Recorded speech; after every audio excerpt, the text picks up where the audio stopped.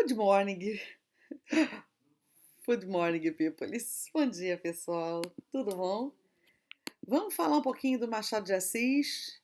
Na nossa aula síncrona, eu comecei a falar sobre ele, mas parei. Nossa, meu óculos fica azul da tela, gente. Sinto muito.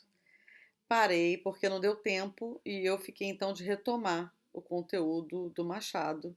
E eu vou fazer isso agora, tá? Porque eu acho importantíssimo que a gente fale do Machado. É, a leitura mediada do Machado ela é muito importante, porque ele é um autor extremamente sofisticado e essa sofisticação solicita que haja uma certa, digamos que uma introdução aos mecanismos que fizeram dele, as estratégias que o tornaram um autor tão importante. Então, eu vou puxar aqui um pouquinho. Então, eu quero falar um pouquinho sobre ele. Mais do que fazer vocês lerem somente os slides, eu quero. Ah, eu não queria que ficasse esse azul na minha tela do óculos. Eu quero falar um pouquinho então sobre as características muito peculiares que fazem do Machado o bruxo do Cosme Velho. Né? Eu comentei com vocês sobre isso na nossa aula síncrona, tá? Então a gente vai falar um pouquinho sobre Machado. Vocês vão ver que nos slides está tudo bem explicadinho, mas de qualquer forma interessa aqui muito que a gente problematize as questões que Machado traz, tá? Então, bom, ele é, eu já falei também isso com vocês, aclamado como talvez um dos maiores escritores brasileiros, se não o maior romancista que o Brasil teve, né? Exatamente por conta das técnicas, das estratégias narrativas que ele adota e pela estrutura da sua própria narração, pela forma como ele conta a história, né? A gente comentou sobre o Dom Casmurro e eu falei, me lembro de ter falado, não sei se em todas as turmas, sobre o fio condutor, né? Sobre a história, porque a rigor a história ela é muito pequena, né? Você pode resumir o livro do Machado do ponto de vista do enredo em poucas linhas, mas não é exatamente isso que interessa. Interessa que como esse enredo reduzido a poucas linhas se realiza como narrativa. Então, as estratégias que ele utiliza para realizar essa estrutura, esse enredo que às vezes é pífio, é que interessa. Eu não consigo me concentrar porque eu só estou me concentrando no meu óculos azul. Bom, mas enfim. Esse retrato que ele vai fazer, muito refinado da psique humana, é um elemento importante. Quando eu falei sobre o realismo, eu falei para vocês que o realismo é, de um modo geral, como estilo de época, um estilo que vai se colocar com um olhar sobre a realidade, e esse olhar vai ser um olhar crítico, especialmente um olhar crítico sobre o homem burguês. O Machado ultrapassa esse limite da análise crítica de uma classe social. A análise crítica que o Machado faz é uma análise que vai, na verdade, traçar um comentário crítico não sobre uma classe social, X, Y ou Z, mas sobre a humanidade. Independente da classe social que se encontra no poder, seja ela a aristocracia, como era antes da Revolução Francesa, seja ela a burguesia, quem constitui a classe social é o homem. Então, se aquela classe ela é falha, né, se ela comete atos que não são atos reprováveis, não é uma questão de classe, é uma questão também de humanidade. Então a crítica do Machado ela é muito mais profunda porque o viés dela é humano. Ele critica o homem, né? O homem no sentido de humanidade. Tá? O primeiro livro que ele escreve dentro daquele perfil que a gente que a gente chama de realista, eu comentei com vocês sobre esse conceito de realismo que em Machado é muito peculiar. Ele está ali como realista, mas na verdade ele é Machado, né? É o Memórias Póstumas de Brás Cubas e eu comentei com vocês, inclusive, que já pelo tipo de narração que se tem em Memórias Póstumas de Brás Cubas, o princípio clássico do realismo, né, da impessoalidade, do autor e do narrador que não se colocam dentro do texto, a gente já quebra com um dos primeiros paradigmas do próprio realismo, tá? Bom, é uma narrativa de reflexão, né? É a condição psicológica que interessa. O que a gente tinha, por exemplo, na narrativa romântica era uma história contada de maneira cronológica, linear, obedecendo a ordem dos eventos. O Machado vai subverter tudo isso, ele vai trabalhar com uma ordem que é psicológica, que é a ordem do pensamento, que é a ordem da memória, que não obedece a cronologias, porque exatamente é um mergulho nessa psique humana, tá? Então a gente vai ter uma narrativa que é muito diferente. Vocês vão perceber isso quando vocês forem ler os contos, tá? Você não vai ter uma narrativa nem impessoal e nem uma narrativa neutra, ou uma tentativa de uma narrativa o mais neutra possível. A narrativa predominante é de primeira pessoa, o que já rompe com a objetividade, né? Porque uma narrativa de primeira pessoa pressupõe um posicionamento de quem narra a respeito daquilo que está narrando, né? E é um olhar que é seu, é próprio.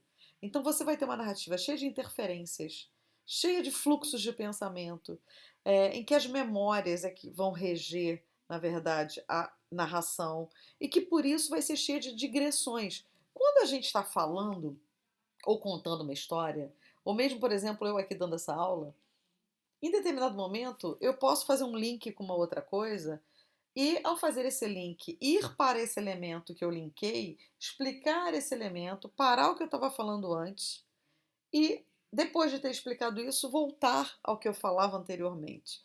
Isso é uma digressão. Isso você vai ver muito na narrativa machadiana, tá? Além disso, a gente tem como um elemento estruturante da narrativa a ironia. Eu também acho que eu comentei com vocês na aula síncrona. Não a ironia fácil, não a ironia que o leitor facilmente descortina e compreende. Não a ironia do tipo, você é muito inteligente e você tirou 0 na prova. Não, porque essa ironia é a ironia que qualquer um entende. A genialidade do Machado está em fazer da ironia um elemento de construção do próprio texto. Você lê Memórias Póstumas de Brás Cubas e vocês vão assistir ao filme e vocês vão ver que, na verdade, toda a construção do enredo ele se dá de maneira irônica. Ele ironiza o leitor romântico ingênuo, especialmente porque era uma leitora feminina com uma expectativa de história muito diversa do que o Machado vai apresentar. Então, ele vai ironizar esse leitor potencial aí romântico, que não estava acostumado com o tipo de narrativa que ele produzia. Ele vai ironizar a sociedade da época, que acreditava em determinados dogmas, mas que na verdade praticava coisas que não eram nada agradáveis. Ele vai o tempo inteiro, de uma certa forma, criticar a sociedade burguesa, tendo como leitores burgueses. E aí foi aquilo que eu falei para vocês. Machado foi um autor que fez muito sucesso. E ele fez muito sucesso entre quem o compreendeu pela genialidade do que ele fazia e fez muito sucesso com aqueles que simplesmente não compreendiam e continuavam a ler Machado numa linha romântica quando ele já não era mais romântico. Mas se bem que, convenhamos que não é muito mais simples se pensar, por exemplo, numa narrativa romântica para Machado, quando a gente tem personagens, por exemplo, femininos, sobre os quais se vai especular se houve se traiu ou se não traiu, se tinha amantes ou se não tinha amantes. Mulher que tem amantes já é uma coisa que entra em choque com a perspectiva romântica. Então, o Machado fala: olha só, se você está aqui lendo, esperando uma historinha de amor linda, com um final feliz, minha cara leitora, não, você não vai ter isso, tá? Então, o tempo inteiro ele vai conversar com o leitor, ele vai fazer uma interlocução com esse leitor, que tem uma perspectiva ingênua que ele já não vai apresentar mais. Então, na verdade, a gente pode dizer que essa interlocução, que a gente chama até de apostrofação ao leitor, essa interlocução que o Machado vai fazer, também é uma maneira de pegar esse leitor romântico pela mão e falar: olha só, vem aqui olhar o que eu estou fazendo. O que eu estou fazendo não é mais o que você via antes, não era o que você lia antes. Eu tenho que te ensinar a ler o que eu estou produzindo agora, tá? Então você vai ter uma narrativa que vai ser constituída estruturalmente pela ironia, que vai ter muita metalinguagem. Vamos lembrar, gente? O que é metalinguagem? Metalinguagem é a linguagem que fala sobre si mesma. Vejam que eu estou fazendo uma certa digressão porque eu parei que eu estava falando para explicar um outro conceito. A metalinguagem é, por exemplo, quando uma música fala sobre música, que é uma metamúsica, quando um filme tematiza o cinema, é um metacinema. Quando um poema fala de poesia ou de como se está construindo a poesia, a gente tem uma metapoesia. E quando a narrativa explica o processo de confecção da própria narrativa, ou quando o narrador fala, olha, eu vou escrever assim e não assim, ou olha, leitor, como eu estou fazendo, você tem uma metanarrativa. Então, a metanarrativa, junto com a apostrofação ao leitor, com a conversa com o leitor, com essa ironia, vão caracterizar uma obra que vai ser diversa daquilo que a gente estava acostumado até então, ou que o leitor da época estava acostumado até então, tá? Ele vai falar dos capítulos que ele está produzindo, por exemplo. Este capítulo é todo sobre. Este capítulo é todo de negativas. Tem um capítulo do Memórias Póstumas de Brás Cubas em que ele faz um capítulo que é de negativas. E ele fala: este capítulo é um capítulo de negativas. Quando ele fala este capítulo, ele está mostrando a materialidade da obra. Ele está falando: olha, você está lendo literatura. Você está na produção literária, tá? Então, é uma narrativa diferente, que precisa de um leitor diferente. E também é uma narrativa que rompe expectativas, né? Então, por isso também precisa de um narrador que conduza o olhar para essa nova perspectiva, tá? Deixa eu só ver aqui para não me perder, porque há um pequeno problema da gente falar demais, tá? Os personagens da literatura machadiana são burgueses. Assim como no romantismo o foco era a burguesia, no Machado você também vai ter como foco a burguesia. É curioso porque quando a gente for estudar o naturalismo, vocês vão ver que vai mudar o foco da burguesia para a classe baixa. Mas o Machado vai fazer também um retrato da burguesia carioca da sua época, que era a classe dominante, tá? Mas o que ele vai fazer é descortinar o jogo das relações sociais em todas as suas hipocrisias.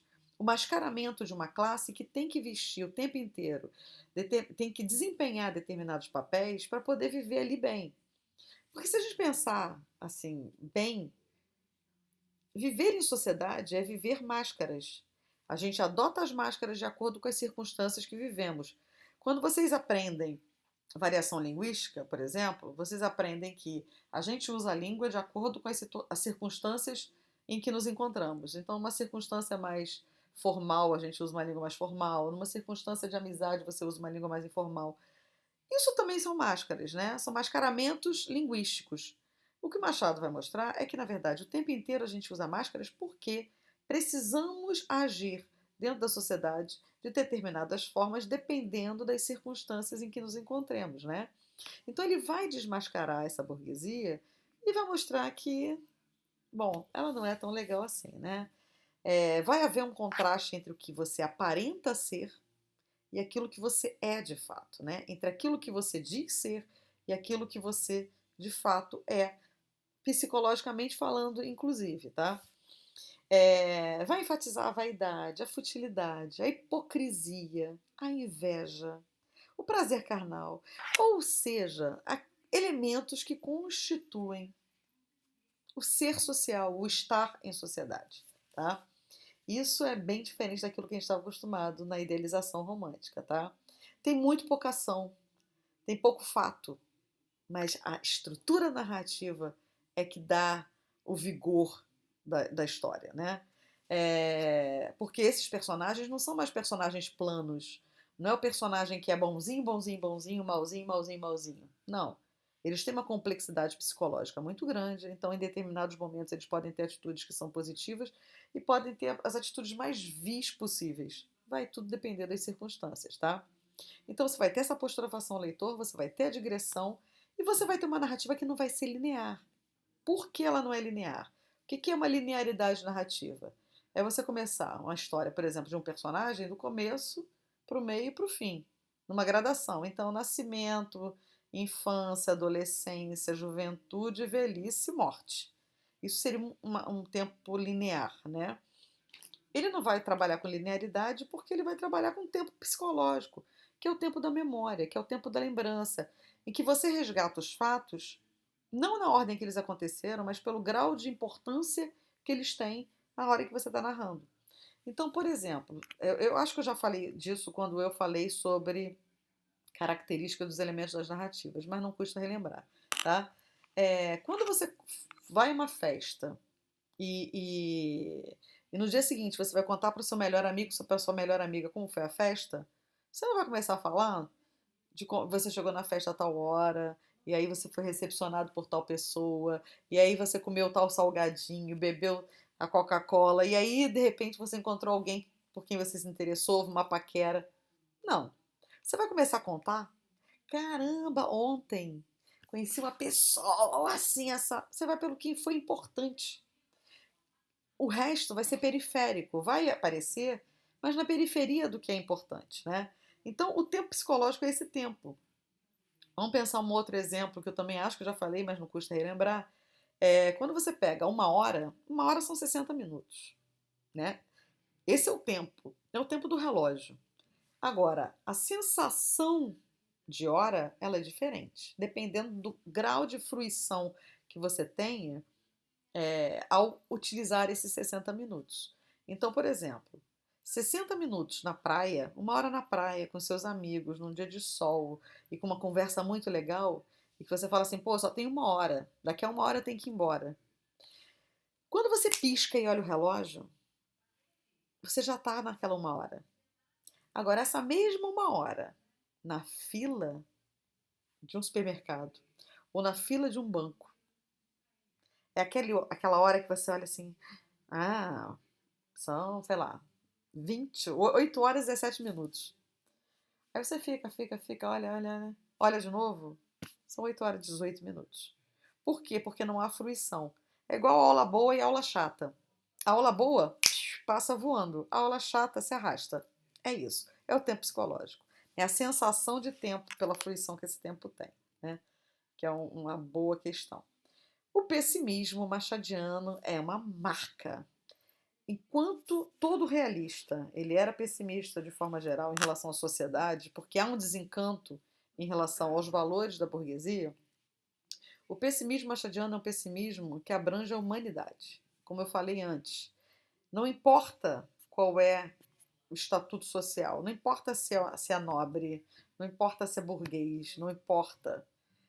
Os defeitos da sociedade, eles existem em decorrência do homem. O homem é defeituoso.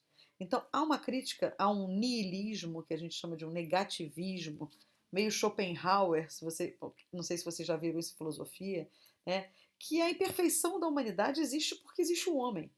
E o homem é defeituoso, é imperfeito. Então, sempre vai haver problemas, independente da classe social. Tem um romance de um italiano chamado O Leopardo, do Lampedusa, em que ele retrata, aliás, é um filme maravilhoso, mas eu vou até parar de indicar filme, porque é tanto filme que eu indico para vocês, que não são obrigação quando eu indico, tá? São sugestões. Mas o Leopardo, que virou um filme incrível, incrível, um filme feito pelo com Alain Delon, é um filme incrível. E que é exatamente o processo da queda da aristocracia, da queda da nobreza. E em que o personagem fala para o sobrinho era um entusiasmado das causas burguesas e acreditava que a aristocracia estava totalmente decadente, e o tio dele, um aristocrata, fala para ele, pô, bacana, né, essa sua empolgação, né, nessas palavras, mas é por aí. Aí ele fala pro sobrinho, mas eu só vou te dizer uma coisa, as coisas mudam para permanecerem iguais, para permanecerem as mesmas. No fundo, é mais ou menos o que a filosofia do Machado diz. Não adianta você mudar a ordem política, porque o homem é defeituoso. Mas a gente sabe que há mais ou menos defeitos dependendo desse homem. Então não podemos ser tão pessimistas assim, né? Porque é um problema. E a hipocrisia está na base disso, né? Então tudo isso vai acontecer com uma linguagem repleta de ironia, repleta de humor. O humor, gente, quando a gente fala humor, as pessoas associam a gargalhar. Não é isso. A ironia associada ao humor é aquela ironia de canto de boca, sabe? Aquela que você, caramba, nossa, isso é engraçado. Mas não é para você gargalhar, porque é uma ironia e é um humor que são incômodos, né? É para provocar incômodo, embora você ria, tá? E aí a intertextualidade e a metalinguagem também são a base dessa linguagem machadiana, tá? As mulheres machadianas, tá? Os perfis femininos são perfis muito fortes. São mulheres muito fortes, tá? Dominadoras, sensuais, cheias de desejos e de impulsos, e que muitas vezes aparecem caracterizadas como dissimuladas, como falsas, justamente porque são mulheres que têm muita personalidade. A gente comentou sobre o Dom Casmurro. Dom Casmurro é talvez o romance mais conhecido do Machado, assim, aquele clássico sobre o qual todo mundo fala, porque tem a grande questão, a personagem, é uma história narrada pelo Dom Casmurro, que na verdade é Bentinho, um personagem que vai narrar a sua história depois de que todos os personagens daquela história já se foram, não existem mais concretamente, todos já morreram. E ele então resolve que ele vai atar as duas pontas da sua história, a sua velhice e a sua juventude, para poder entender o percurso da sua vida. E ao fazer isso, ele vai contar como ele destrói o seu casamento, né? Como o seu casamento tem fim, como ele foi apaixonado pela esposa, que era Capitolina, e como esse casamento acaba. E esse casamento acaba por conta das suspeitas que ele tem em relação à mulher. Né? Ele suspeita que ela o traiu com o melhor amigo, o Escobar, e ele descobre isso quando ele vê no velório de Escobar a Capitu contendo o seu sofrimento. E ficou para a história da literatura, né, como a grande história da traição. Capitu traiu ou não traiu Bentinho? Não há uma resposta para isso. O que há uma narrativa muito bem engendrada que tanto pode te levar a uma leitura da traição quanto a uma leitura da não traição.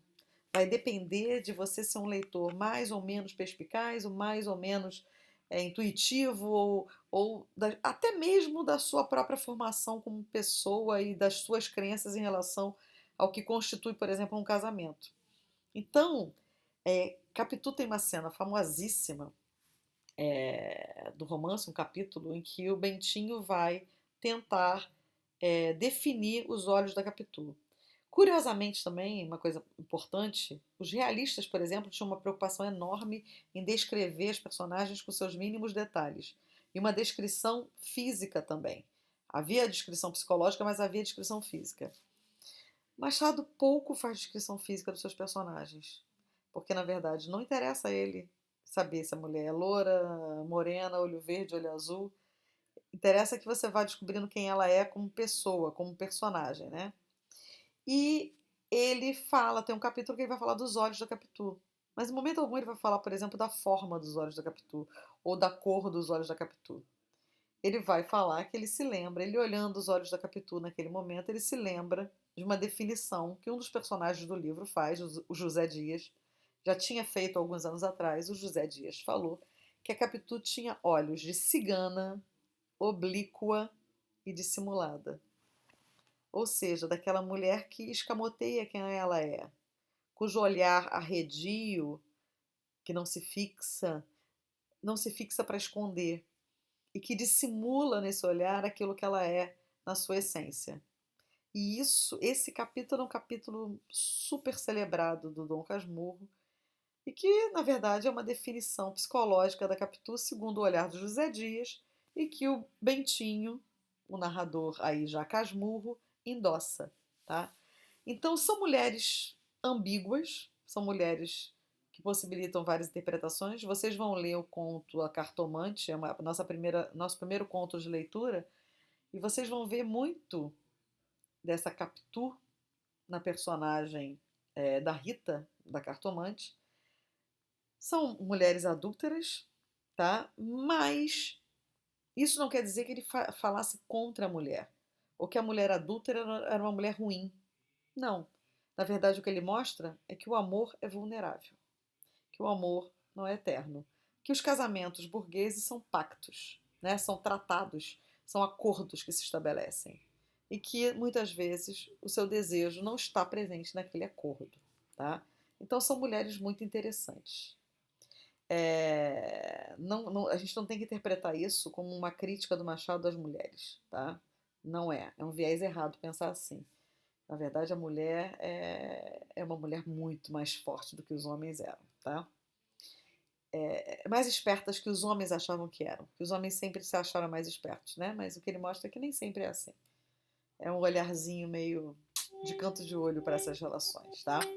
Então, assim, vocês vão entrar num universo muito diferente do universo romântico, mas muito interessante, muito instigante, uma narrativa muito refinada. Por isso que eu falei que a mediação do professor na leitura do Machado é importante, porque você faz essa mediação. Quando você entende as estratégias que o Machado usa, você entende melhor como ele constrói as histórias e você entende melhor, interpreta melhor os textos. Então a gente vai começar lendo A Cartomante. A gente vai ler alguns contos, não vai ser só um. O primeiro conto vai ser A Cartomante. E vocês vão descobrir que, por exemplo, tudo isso que eu estou falando para vocês, vocês vão encontrar na Cartomante, item por item. Item de intertextualidade, de metalinguagem, de digressão, da apostrofação ao leitor, da ironia fina, da quebra de expectativa, do diálogo, enfim, tudo que a gente falou aqui. Só que, curiosamente, a narrativa da Cartomante é uma narrativa em terceira pessoa, não é uma narrativa em primeira. Mas tem uma justificativa para isso. Mas mesmo esse narrador em terceira pessoa, ele não é um narrador neutro.